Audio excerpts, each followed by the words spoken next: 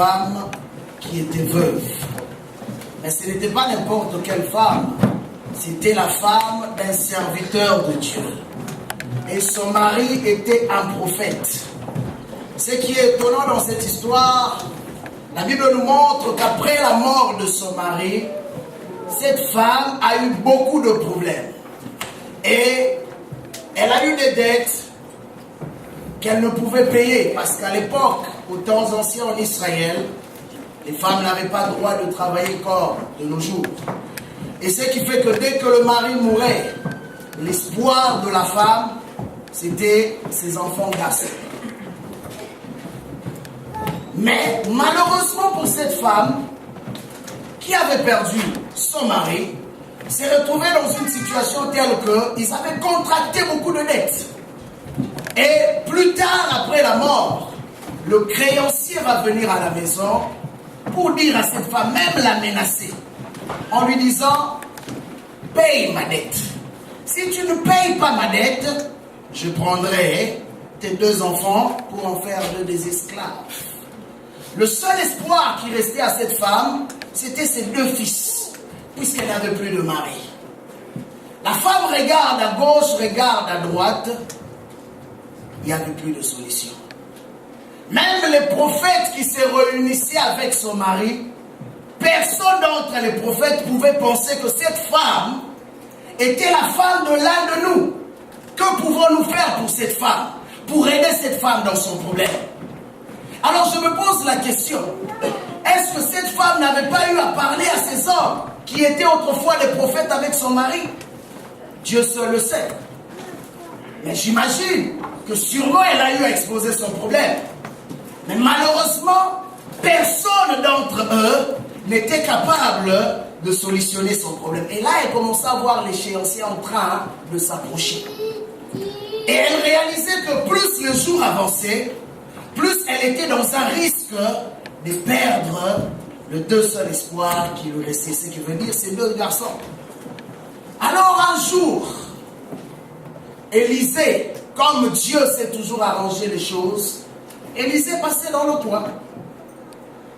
La Bible dit que la femme va auprès d'Élisée pour exposer son problème. Elle cria en disant à cet homme, tu sais que ton serviteur qui était mon mari autrefois était un homme qui craignait Dieu. J'aimerais que tu dises à ton voisin, c'était un homme qui craignait Dieu. Mais maintenant ton serviteur là qui craignait Dieu est mort. Et moi maintenant, sa femme, je suis dans des problèmes. Qui va solutionner mon problème? Vous savez ce qui m'a marqué dans cette histoire? Cet homme-là qui venait de mourir, c'était un homme qui marchait dans la crainte de Dieu. N'est-ce pas? La Bible dit la crainte de Dieu, c'est le commencement de la sagesse. Or, c'est la sagesse aussi qui bâtit la maison. Mais je me suis posé la question, qu'est-ce que la Bible a voulu nous expliquer dans cette histoire? Cet homme prophète, marchant dans la crainte de Dieu, mais meurt en laissant une grosse dette à sa famille. Qu'est-ce qui s'est passé? C'est ça la grande question que nous allons débattre ce matin. Qu'est-ce qui s'est passé pour que sa crainte ne soit pas capable de lui emmener le nécessaire pour payer sa dette? Quelque chose s'est passé dans cette histoire. Et je crois que si Dieu a insisté, Élisée c'était un prophète particulier. La Bible dit que cet homme était même capable de te dire ce que tu racontais dans ta chambre.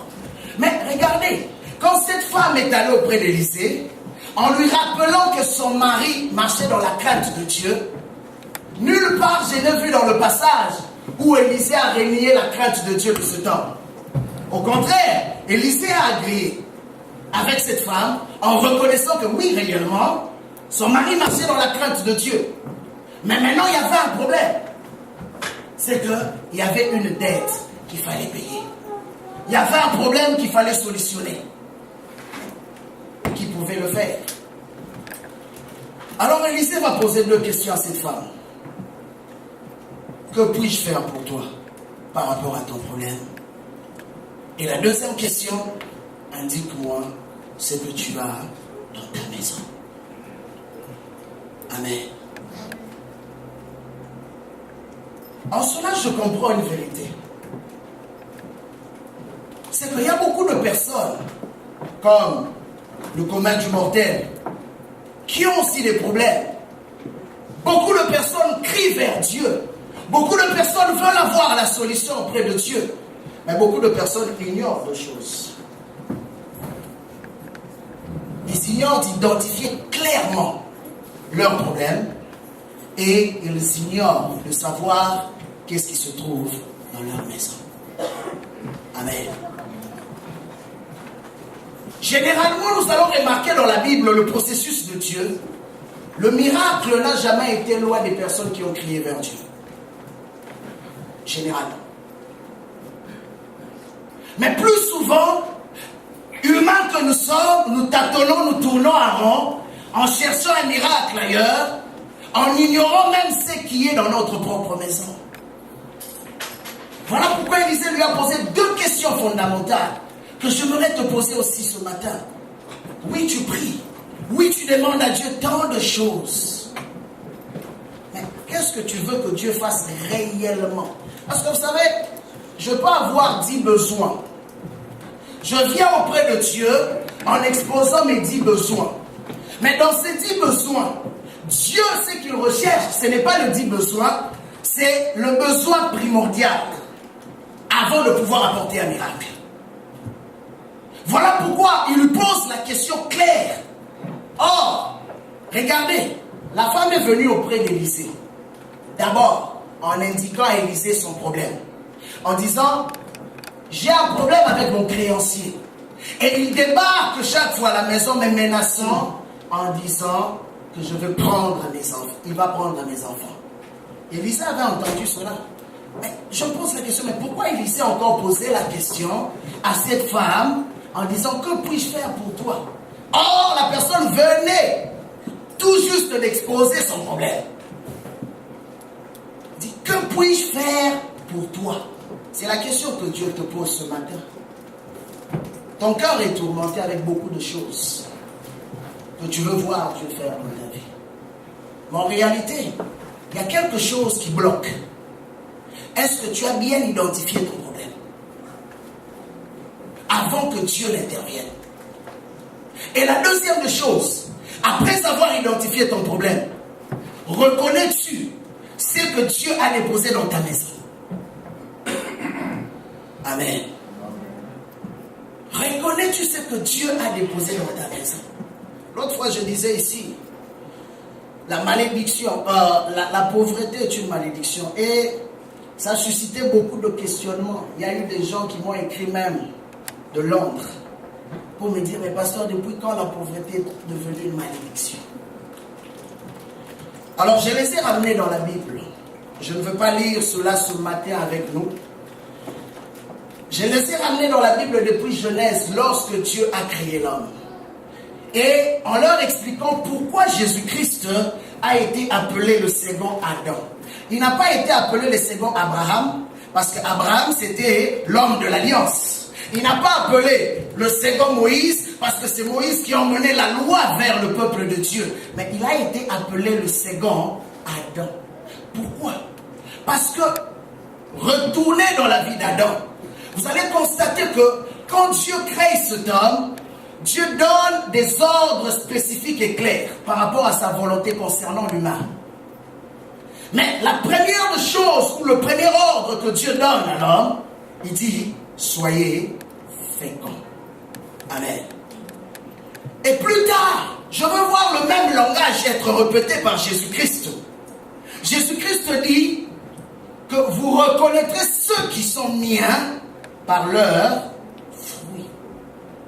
Or, quand quelque chose produit, on reconnaît automatiquement qu'il y a de la vie.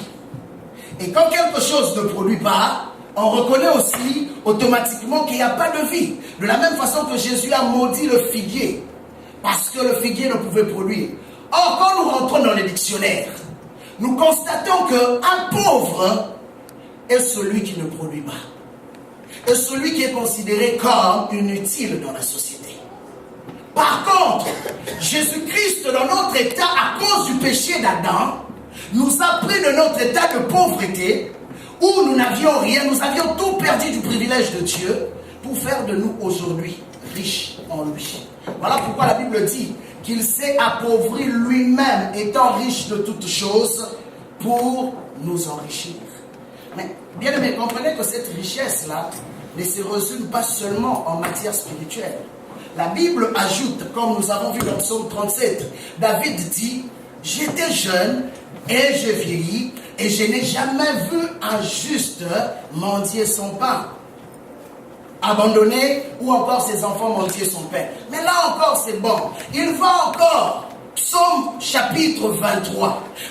David est en train de parler d'une réalité, d'une relation qui existait entre lui et Dieu. Et David fait une déclaration puissante. Souvent, c'est une parole que nous déclarons. Beaucoup déclarent cela, mais beaucoup ne réalisent pas la portée de cette parole. David dit, l'Éternel est mon berger. Il n'a pas dit l'Éternel est le berger. Parce que quand on dit est le berger, ça veut dire que tout le monde a son compte.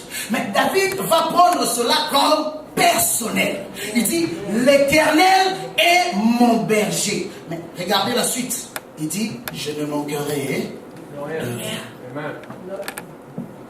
Amen. La suite, c'est quoi? Je ne manquerai de rien. Pourquoi? Parce qu'un bon berger ou un berger s'assure que ses brebis puissent avoir toujours leur pâturage. Un bon berger s'assure que les brebis puissent toujours avoir de quoi étancher leur soif. C'est ça un berger. Et étant lui-même berger autrefois, quand il faisait cette déclaration, il se souvenait pendant qu'il était en train de garder les brebis de son père. Il réalisait encore cette relation qui existait entre lui, David berger, et les brebis de son père. Alors il s'est dit, si moi, humain que je suis, j'ai été capable même de risquer ma propre vie pour préserver les brebis de mon père, à combien plus forte raison Dieu Tout-Puissant, celui qui nous a appelés, ne s'assurera pas de préserver notre vie et de pourvoir à tous nos besoins. Mais il ne s'arrête pas là. Je vais aller dans le livre de Philippiens, chapitre 4. Ça, c'est maintenant Paul qui parle.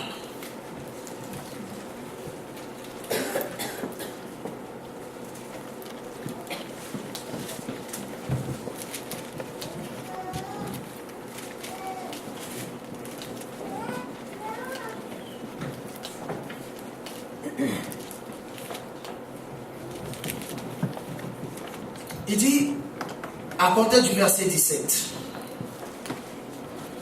ce n'est pas que je recherche un don. Ce que je recherche, c'est le fruit abondant porté à votre compte. J'ai tout reçu et je suis dans quoi? Vous pouvez répéter ça maintenant. J'ai tout reçu et je suis dans quoi? Je suis comblé, ayant reçu par Épaphrodite ce qui vient de vous comme un parfum de bonne odeur. Regardez, cet homme reçoit une offrande venant de cette église de Philippe. Il dit, ce sacrifice que j'ai reçu, cette offrande que j'ai reçue est comme un parfum de bonne odeur. Au point que maintenant je vous parle, je suis dans l'abondance et je ne manque de rien. Mais il continue. Il dit, un sacrifice que Dieu accepte et qui lui est agréable.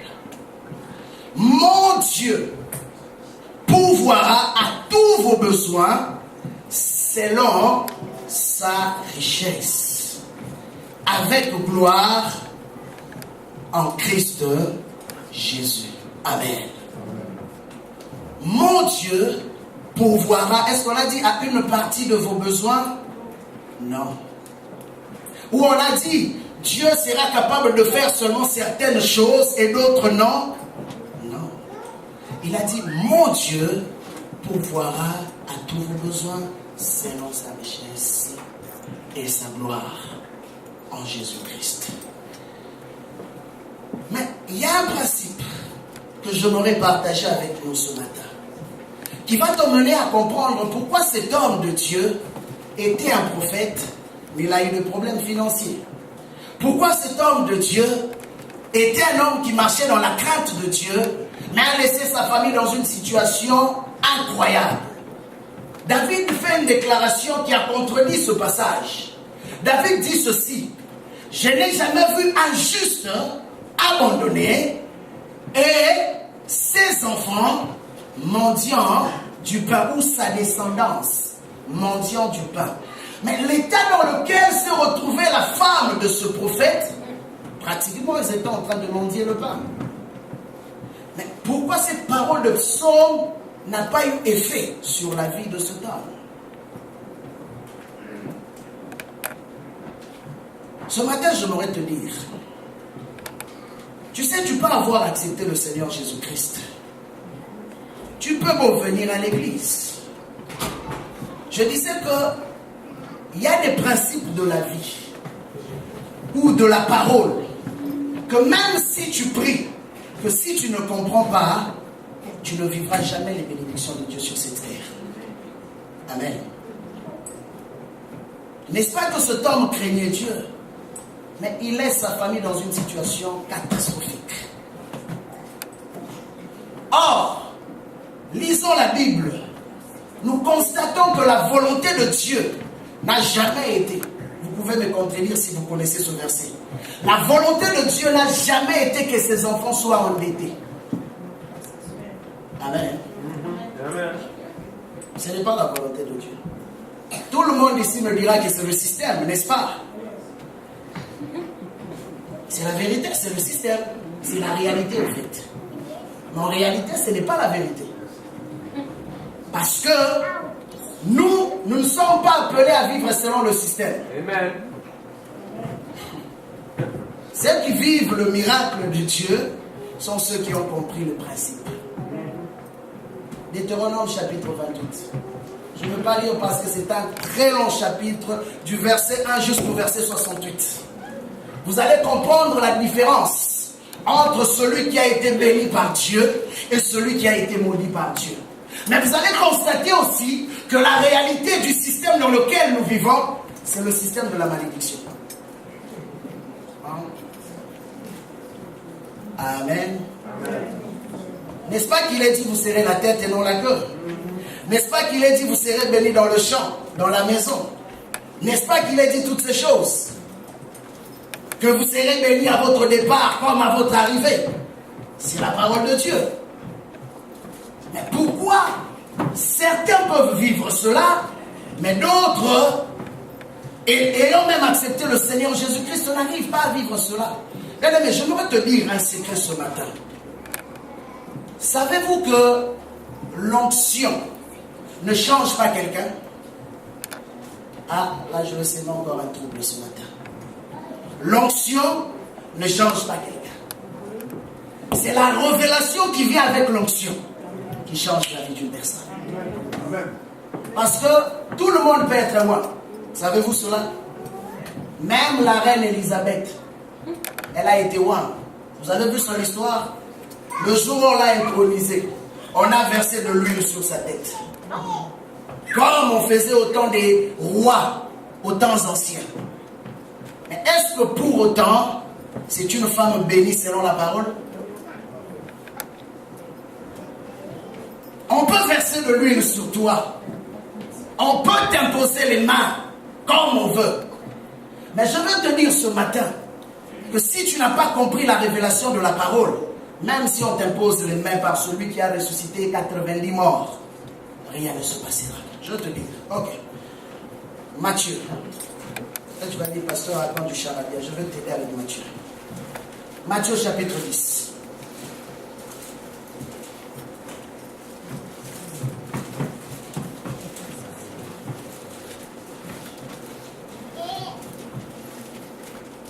Matthieu chapitre 10, nous lirons le verset 11 au verset 15. Et puis nous lirons du verset 40 au verset 42. Je lis rapidement. La Bible déclare: dans quelque ville ou village que vous entriez, Informez-vous s'il s'y trouve quelqu'un qui soit digne de vous recevoir et de demeurer chez lui jusqu'à ce que vous partiez. Ok. Il y a juste une question dans ce verset. Pourquoi Jésus-Christ, en parlant à ses apôtres, leur dit ceci? Dans n'importe quelle ville ou village où vous allez, informez-vous pour savoir s'il y a une maison qui soit digne de vous recevoir. Pourquoi il n'a pas dit simplement une maison qui vous reçoit? Savez-vous que ce n'est pas toute maison qui vous reçoit qui est bénie? Pour que la maison qui vous reçoive la bénédiction qui est dans votre vie, c'est une maison aussi qui doit être digne. Je vais expliquer. En entrant dans la maison, saluez-la. Et si la maison en est digne, comprenez maintenant, que votre paix vienne sur elle. Mais si elle n'en est pas digne, que votre paix retourne à vous. Ah, ce passage m'a choqué. J'ai dit, Seigneur, donc je peux dire que Dieu te bénisse à quelqu'un, mais si cette personne-là n'en est pas digne, même si c'est moi qui ai prononcé cela, la bénédiction ne s'attachera pas à la personne. Oh. La Bible dit, vous saluez la maison. Ok? Mais, si la maison est digne, cette paix qui est en vous entrera, reposera dans cette maison. Mais si la maison n'en est pas digne, même si vous avez eu à déclarer, ce que vous avez eu à déclarer va retourner auprès de vous. Ok. Maintenant, je veux aller. Lorsqu'on ne vous recevra pas et qu'on n'écoutera pas vos paroles, c'est là maintenant que vous comprenez ce qu'on appelle être digne. Lorsqu'on ne vous recevra pas et qu'on n'écoutera pas vos paroles, sortez de cette maison ou de cette ville et secouez la poussière de vos pieds. En vérité, je vous le dis, au jour du jugement, le pays de Sodome et de Gomorrhe sera traité moins rigoureusement que cette ville-là. Ok, verset 40 à 42. La Bible dit, qui vous reçoit, me reçoit. Et qui me reçoit, reçoit celui qui m'a envoyé. Qui reçoit un prophète, en qualité de prophète, obtiendra aussi une récompense de prophète. Et qui reçoit un juste en qualité de juste, obtiendra une récompense de juste. Alors là, j'ai commencé à voir un peu. J'ai dit, waouh Seigneur, alors c'est qu'il y a un problème sérieux. Beaucoup de gens ont rejeté la bénédiction dans leur vie, sans le savoir. La Bible dit, celui qui reçoit un prophète en qualité de prophète, c'est-à-dire celui qui reçoit un messager de Dieu, en qualité d'un messager, reçoit la même bénédiction qui est dans la vie de cet homme. A le privilège d'entrer dans la même grâce que cet homme qui a été envoyé par Dieu. Mais celui qui ne reçoit pas ne recevra non plus la bénédiction. Alors c'est là maintenant que je comprends ce que Jésus-Christ était en train de dire en parlant du fait d'être digne.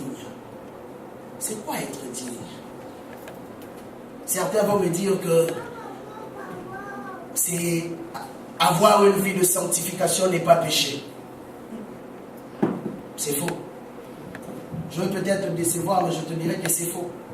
Sinon, Jésus n'allait jamais entrer dans la maison de Zachée. N'est-ce pas? Le jour où Jésus est entré dans la maison de Zachée, Zachée était encore pécheur. Mais Jésus n'a pas refusé d'entrer dans la maison de Zachée. Il est entré quand même. Parce que Zachée avait une disposition à recevoir. Voilà pourquoi je te dis ce matin, tu peux être loin.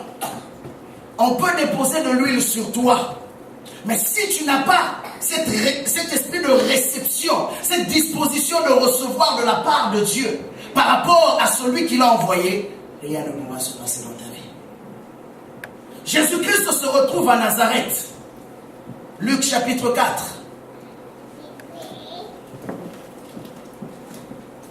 nous montre une histoire encore intéressante.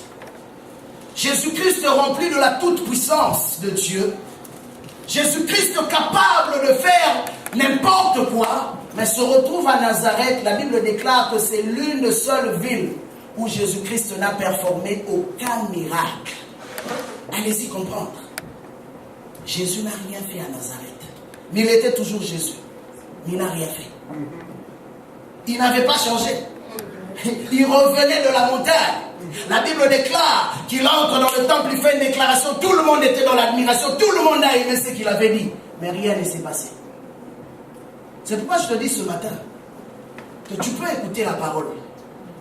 Mais si dans ton cœur tu n'as pas cette disposition de recevoir la parole, rien du miracle ne pourra se passer dans ta vie. Amen. Dieu est toujours là présent. Dieu est toujours là en train d'écouter. Mais il attend aussi voir la profondeur du cœur. Voilà pourquoi il dit qu'il y a un peuple qui m'adore seulement de lèvres. Vous savez, des fois Dieu est impressionné. Combien il y a des gens qui connaissent des versets bibliques. Lui-même est impressionné. Il dit, celui-là a une bonne connaissance. Hein. Mais malheureusement, Dieu ne peut rien faire dans sa vie. Il jeûne, il prie. Mais rien ne se passe. À cause de la disposition du cœur. Voilà pourquoi ce matin, j'aimerais te parler d'une chose. La femme du prophète. C'était une femme qui a vécu à côté de la prophétie. C'était une femme qui a vu l'esprit se mouvoir. C'était une femme qui a vu même les miracles de Dieu. Mais s'est retrouvée dans une situation incroyable. Et son mari est même mort ainsi. Je voudrais te donner quelques principes ce matin qui vont t'aider. Avant que je n'entre encore profondément, si j'aurai le temps ce matin. Sinon, on continuera ça dimanche prochain.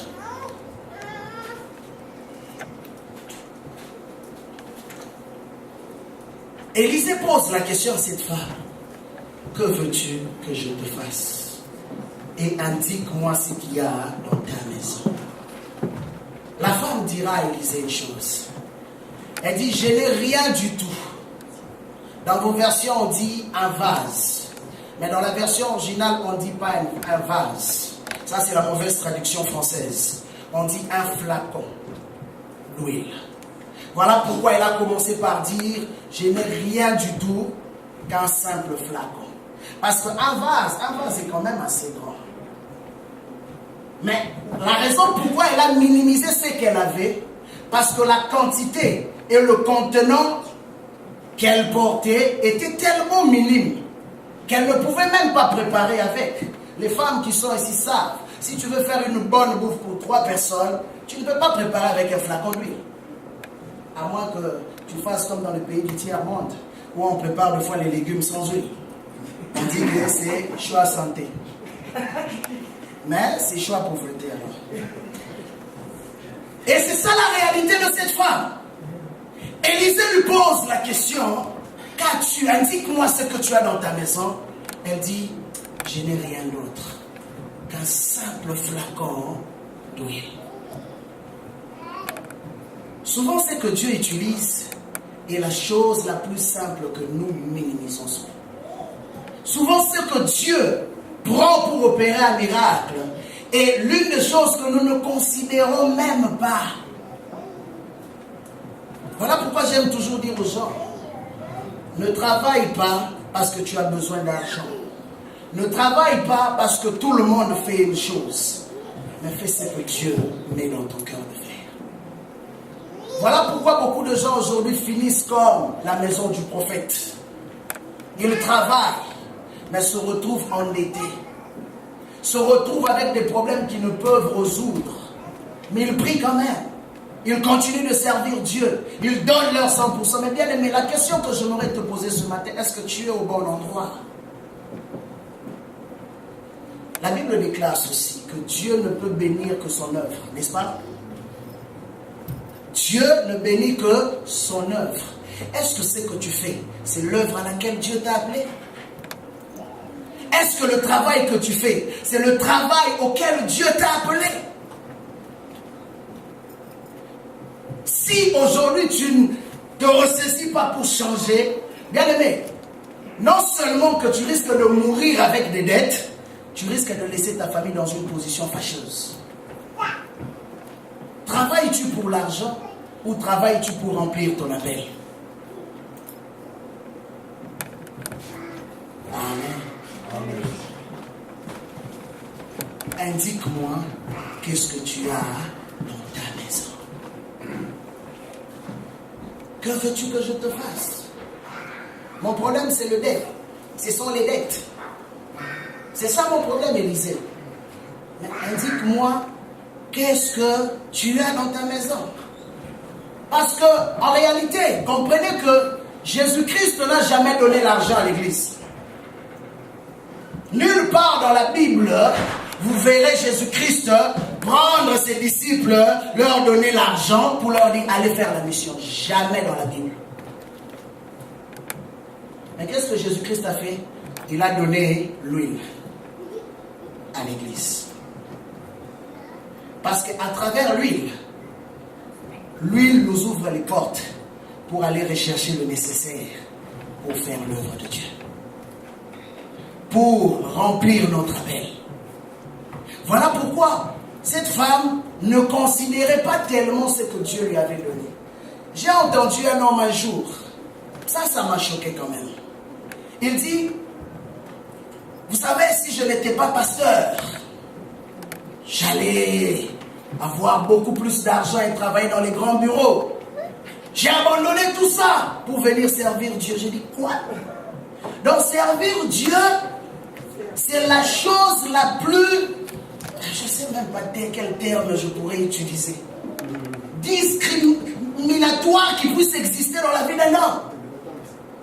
Donc, en disant aux gens que j'ai tout abandonné, les privilèges que j'avais dans le monde pour venir servir Dieu, donc c'est que Dieu ne représente absolument rien aux yeux des hommes. Et des fois, nous pensons qu'en disant cela, c'est un signe d'humilité. Ce n'est pas de l'humilité, c'est de l'orgueil. Parce que si David, ou encore, excusez-moi, si Moïse avait considéré sa position de prince, bien aimé, vous allez voir dans l'écriture de Moïse, rappelez aux gens qu'autrefois j'étais prince, hein. Moi, je viens d'une bonne famille, hein. Moi, mon papa, moi, ma maman. Jamais Moïse n'a cité son papa, sa maman, sa famille, sa position.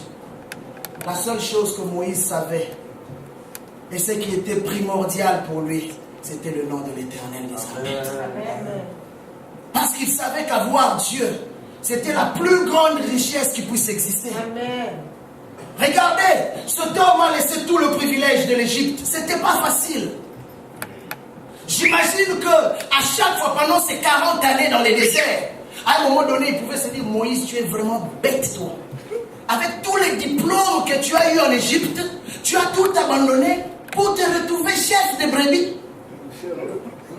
Moïse, qu'est-ce qui s'est passé vraiment dans ta tête? Pendant ces années, personne ne savait ce que Dieu était en train de faire dans le secret de Moïse. Voilà pourquoi il est important, j'aimerais te dire ce matin, de savoir entretenir tes relations. Parce que tu ne sais jamais par quelle porte le Seigneur passera. Regardez, l'homme de Dieu parle à cette femme. Il dit à cette femme une clé que beaucoup négligent. Il dit, va auprès de tes voisins. Va emprunter quoi, hein? Des vases. Maintenant, imaginez qu'elle s'était chamaillée avec tous ses voisins et ses voisines. Qui allait lui donner un vase? Personne. Personne. Mais regardez, Élisée lui dit non, prends pas un petit nombre. Ça, c'était une équation assez compliquée. Vous savez, souvent ici en Amérique, on dit, tu ne peux pas aller frapper chez les voisins même pour demander de te donner une simple tomate. Parce que les gens ont honte, sont trop fiers. Même quand il n'y en a pas. Ah, si je vais chez les voisins, comment on va me voir? Je manque une tomate.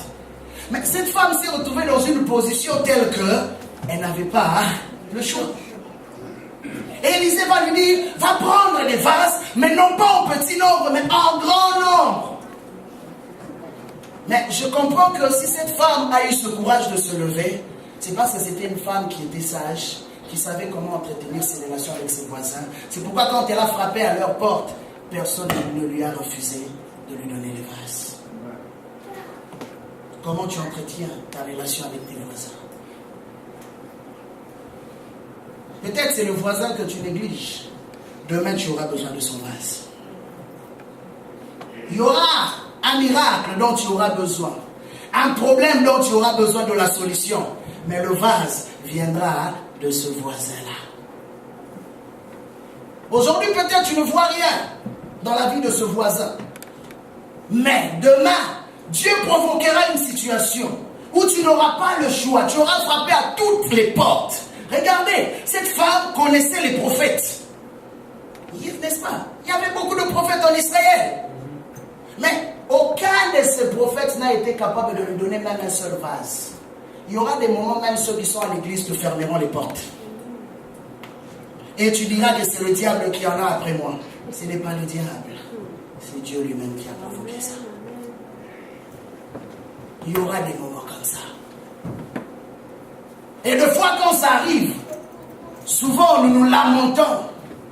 Mais nous oublions, je n'ai nulle part vu cette femme dire que même les prophètes n'ont plus rien faire pour moi. Même les amis intimes à mon mari n'ont pas été là. Elle n'a pas dit ça. Elle a dit, moi j'ai un problème, j'ai besoin d'une solution. Vous savez, beaucoup de personnes ils meurent avec leurs problèmes dans le cœur. Par orgueil, ils ne veulent même pas crier à l'aide. Ils savent que là, je suis cuit. Là, je ne peux rien faire. J'ai besoin d'une solution, mais tellement rempli de nous-mêmes, on ne veut pas crier à l'aide.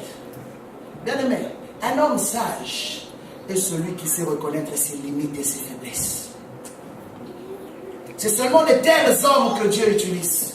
Vous savez, quand Dieu appelle Moïse, Dieu dit à Moïse, j'aimerais que tu sois mon porte-parole. Pensez-vous que Dieu ne savait pas que Moïse avait des problèmes au niveau du langage? Dieu était au courant. Parce que c'est lui qui a créé Moïse. Mais Dieu dit, Moïse, j'aimerais que tu sois mon porte-parole. Et Moïse va rappeler à Dieu, ah Seigneur, je pense que tu as un problème. Tu as confondu, peut-être tu voulais dire Aaron, mais ta bouche est tombée sur Moïse. Parce que moi, Moïse, j'ai un sérieux problème, Seigneur. Je ne sais même pas parler. Je n'ai pas la langue facile. Comprenez que Dieu n'utilise pas ceux qui ont la langue facile. Dieu utilise ceux qui ont la langue difficile pour se glorifier. Voilà pourquoi la Bible dit que de tous ceux que Dieu a choisis, la plupart étaient des pauvres, étaient des faibles, étaient des indigents. C'est ceux-là que Dieu a choisis pour confondre la sagesse des sages. C'est pourquoi j'ai dit dimanche passé, ne te regarde pas tel que tu te vois. J'aimerais que tu dises à ton voisin, je suis en transition. Ah, ce que tu vois là n'est qu'une carapace. Je suis en transition. Même les prophètes ne pouvaient jamais imaginer que cette femme-là allait s'en sortir. Vous savez, il y a des dettes. Hein? Tu sais, quand tu as une dette de $1000, $2000, $5000, ça peut passer. Mais quand on commence à citer 1 million, 2 millions, je crois que les cheveux de ta tête là vont tomber. La femme, regardez, qu'est-ce qui se passe? Quel malheur ça va dans ma vie? Qu'est-ce que je peux faire pour solutionner ce problème? Qui pouvait te prêter 1 million? Personne. La dette était trop énorme. J'imagine encore pour qu'un homme arrive au point de dire, non pas un seul fils, que je prendrais tes 2 fils, c'est que c'était une grosse dette. Parce que si c'était une petite dette, il allait dire, je vais prendre un seul fils. Il dit, je prends tes 2 fils. Donc je vais te dépouiller de tout ce que tu as. Même ici, nous voyons, quand une banque décide de saisir soit la maison, soit le bien d'une personne, c'est que la dette est colossale. Mais comprenons qu'un homme endetté est un esclave. Amen. Pourquoi? Parce que tout ce que tu fais, c'est pour ton créancier. N'est-ce pas? Regardez, je vais vous donner un exemple simple et courant. J'ai perdu ma voiture depuis août, non? Je l'ai scrapée. Mais je vais payer la dette de cette voiture jusqu'en juin 2014. Est-ce que c'était ma voiture? Ça appartient à la banque. Et je ne peux jamais me lever pour dire que voilà, cette voiture-là m'appartient. Parce qu'aujourd'hui, ce n'est plus ça. Depuis août 2013. Mais je veux la payer, bien qu'elle scrapée une année avant, mais je la paye une année après. Mais j'ai plus de voiture. Et vous remarquerez qu'à côté de la voiture, à côté de ton nom là qui s'aime bien, ils écrivent la banque d'abord au-dessus et ton nom vient après. Pour te dire, te rappeler à l'ordre. Tu sais, ça là, ce n'est pas ta voiture. Bien que tu roules là-dedans, ça nous appartient. Parce que le jour où tu ne payeras pas, on va récupérer notre bien. La preuve, on dit que quand tu dépasses seulement d'une seule journée, attends-toi demain à un appel. Pourquoi? Ce n'est pas ton bien. C'est pourquoi je te dis ce matin, bien aimé, le temps est arrivé pour les enfants de Dieu de comprendre que nous devons sortir des choses qui lient notre destinée. Les dettes lieront ta destinée. Pour la première fois dans la Bible, où Dieu donne une solution par l'entremise de son prophète, mais c'était une solution d'entrepreneuriat. Vous savez, des fois, quand on incite les enfants de Dieu à devenir indépendants, ce n'est pas parce qu'on aime trop l'argent. La preuve en est que tu travailles pour des employeurs, mais tu sens que ta vie quelque part est liée. Tu ne peux rien faire par toi-même. Tout ce que tu fais est dépendant de ces gens. Mais aussi, je devrais te dire, avant de devenir toi-même employeur, il faut commencer par être employé. Car un bon employé sera un bon employeur. Si tu n'es pas un bon employeur aujourd'hui, tu ne seras non plus un bon employeur demain. C'est pourquoi des fois Dieu te fait passer d'abord par cette étape à être employé. Comme ça tu vas comprendre la souffrance d'un employé. Comme ça tu vas réaliser sa dimension. Et quand tu deviendras employeur, ton cœur sera disposé de faire les choses différemment. Et pour la première fois, Dieu donne une solution pour inciter cette femme à bâtir une entreprise. Il dit à cette femme, prends l'huile qui est dans le flacon, ton petit capital là, ton petit potentiel, le petit don, le petit talent que tu minimises, prends-le. Je vais utiliser ce que tu as seulement dans ta maison. Il dit, verse-le maintenant dans les vases. Regardez encore un autre miracle. Vous savez, ce vase-là, ou cette huile-là a existé avant la parole d'Élisée. Mais cette huile-là ne pouvait produire un miracle aussi longtemps qu'il n'y avait pas de révélation. Voilà pourquoi je t'encourage ce matin, bien-aimé, à chercher la lumière de la révélation de Dieu dans ta vie. L'huile était déjà là. Mais dans la version française courante d'ailleurs, eux ils vont plus loin. Ils disent ceci, je n'ai qu'un simple bol ou flacon d'huile pour me parfumer. À l'époque, ils se servaient de l'huile pour oindre le corps aussi. Il dit, je n'ai qu'un simple flacon d'huile pour me parfumer le corps. Donc même pas pour préparer, mais pour parfumer simplement le corps.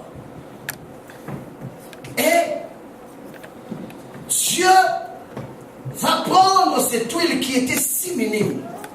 Cette chose-là qu'on minimise le plus, il dit, commence maintenant à les verser dans les vases vides.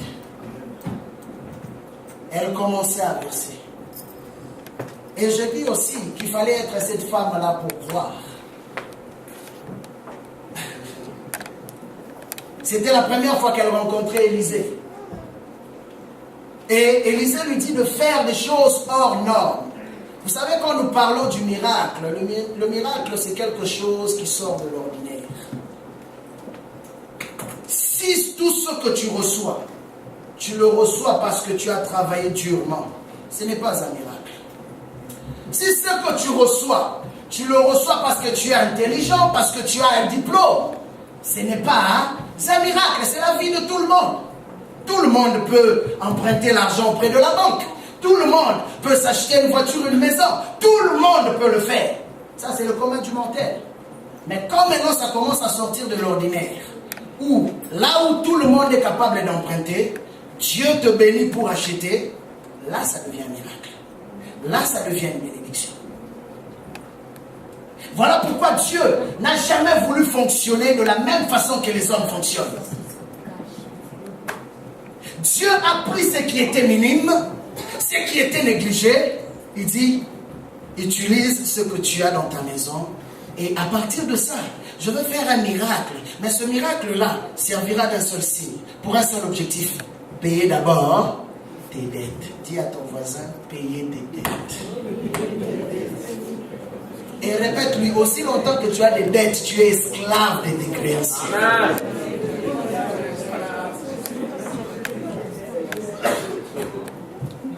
La Bible dit, vous prêterez, mais vous n'emprunterez pas. C'est la parole de la Bible. Alors, en tant qu'enfant de Dieu, vous savez, la Bible dit, la foi vient de ce qu'on entend. Et ce qu'on entend vient de la parole de Christ. On n'a pas dit la parole de Dieu, on a dit de la parole de Christ. Ça, je veux développer ça autrefois. C'est ce que la Bible dit. Mais regardez que à chaque fois que les enfants de Dieu entrent dans une nouvelle phase d'une révélation, ils sont libérés d'un poids sur leurs épaules. C'est pourquoi Jésus-Christ conclut en disant, vous connaîtrez la vérité et celle-ci vous rendra libre. Et Paul confirme cela en disant que là où est l'Esprit de Dieu, l'Esprit de révélation, c'est là aussi que se trouve la liberté. Alors ce matin, j'aimerais juste te dire ce que le Seigneur veut faire dans ta vie. Mais il dépend de toi. Tu vas te dire, mais le Seigneur ne dépend de personne. Je veux te dire une chose. Pour que le Seigneur opère un miracle dans la vie d'une personne, il dépend aussi de cette personne. Voilà pourquoi Élisée a posé la question. Que veux-tu que je te fasse? Bartimée crie vers Jésus. Fils de David, aie pitié de moi. Jésus savait qu'il avait besoin d'un miracle. Mais Jésus lui pose la question. Que veux-tu que je te fasse? Il dit, je veux recouvrir la vue. Il dit, va, ta foi t'a sauvé. Si tu ne crois pas, bien aimé, tu mourras comme le prophète. Il craignait Dieu. C'était un bon chrétien qu'on aimait beaucoup. C'était une bonne sœur. Mais qui est morte avec les dettes. Qui est mort avec les dettes. Et après sa mort, la banque est venue. On a ravi la maison. On a chassé sa famille dehors. C'est comme ça que sera l'histoire. Hein? Un bon chrétien. Il ne manquait jamais aux réunions de prière. Il était toujours là à l'intercession. Toujours là à l'étude biblique. Chaque dimanche à l'heure. Mais il est mort avec beaucoup de dettes.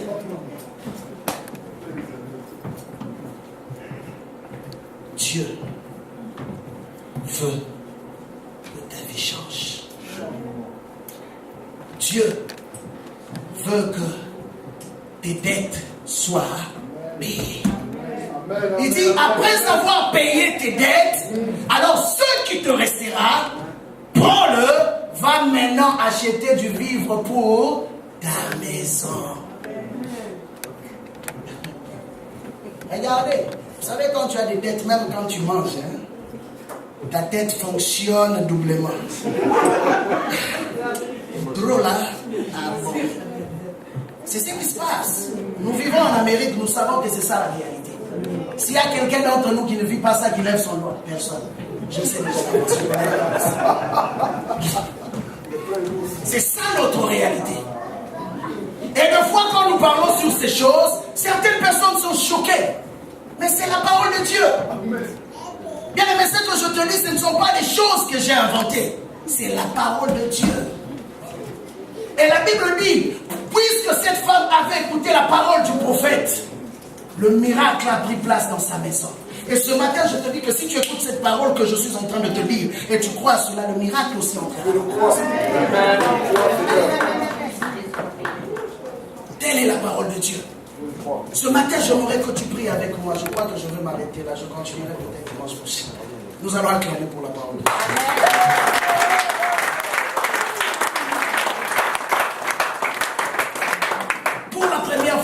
Bible, on donne une solution pour qu'une personne bâtisse une entreprise. Mais vous savez, quand tu bâtis une entreprise inspirée par Dieu, il y a un succès qui s'attache à cela. Cette femme n'a pas inventé par elle-même. Elle n'a pas dit, oh, puisque tout le monde vend des feuilles de manioc, ou encore, je ne sais, bâtir un restaurant, moi si je veux le faire. Non, non, non, non, non. Elle a attendu qu'une révélation lui arrive. Voilà pourquoi vous remarquez que ceux qui ont attendu la révélation de foi suscitent la jalousie de beaucoup de personnes. Oh, comment se fait-il qu'elle a commencé après nous? Mais pourquoi son affaire prend autant de l'ampleur? C'est parce qu'elle a écouté. Le problème des autres, c'est parce qu'ils n'ont pas écouté. J'aimerais ce matin que tu pries avec moi. Et pour ceux qui sont là dans cette salle, ce matin, je veux prier particulièrement pour toi. Vous allez m'excuser de déborder. Mais pour ceux qui veulent bâtir des entreprises, ou ceux qui veulent se sortir de leur situation de dette, ceux qui veulent voir Dieu les orienter différemment par rapport à leurs ambitions, même par rapport au travail, je prierai pour toi ce matin. Et je sais que mon Dieu, celui qui m'a envoyé ce matin, fera quelque chose de particulier. Amen. Amen. Il va le faire. La Bible dit, mon Dieu pourvoira à tous vos besoins, selon sa richesse. Qu'est-ce que Dieu ne peut pas faire? Comme il a dit à Abraham, qu'est-ce qu'il y a de difficile devant Dieu? Qu'est-ce qu'il y a de difficile? La situation de la femme était difficile aux yeux des hommes. Mais lorsqu'elle cria vers Dieu, Dieu lui donna une solution très simple, mais puissante. Souvent c'est ça Dieu. Il va te donner une solution simple mais puissante. Tu vas te lever.